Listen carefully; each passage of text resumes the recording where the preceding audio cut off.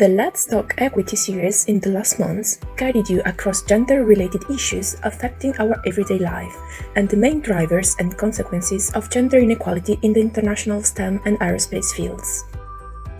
and introduced the context behind the study on perception on gender inequality in the aerospace field, carried out in recent years by the Rome local group of the Women in Aerospace Europe Association. Now, it's time to discover more about how a survey can be designed to analyze individuals' perception and how it was used in this project.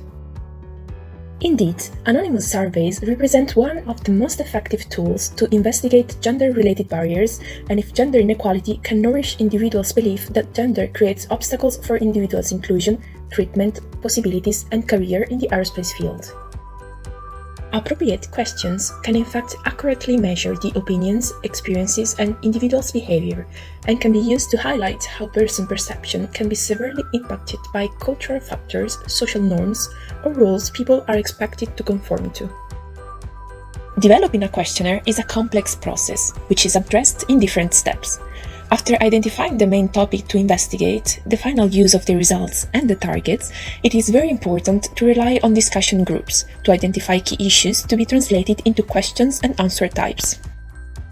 While drafting the questions and the answers for the survey, particular attention should be paid to the choice of words, phrases, types, and amount of options to be used. This is critical for correctly expressing its meaning and intent. In particular, careful attention is needed on one side to formulate clear and unambiguous questions, and on the other side to avoid the proposition of leading questions that could induce respondents to answer in a specific manner based on the way they are framed. Such an approach is fundamental to ensure that all respondents interpret the survey in the same way and answer all questions without being subjected to any bias. When all questions are validated and the survey's design is complete, the remaining steps are represented by the identification of the most suitable diffusion strategy, such as platforms, websites, associations, social media channels, etc., and by defining the maximum duration for the data collection period.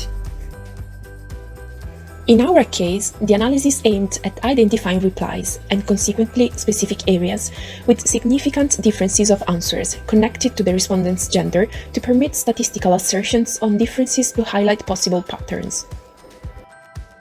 In the next episode, we will present the results of this project, highlighting the main trends identified between respondents' beliefs that their gender constitutes an obstacle for their inclusion, treatment, possibilities, and career in the aerospace sector, and the degree of gender inequality they perceive within this field.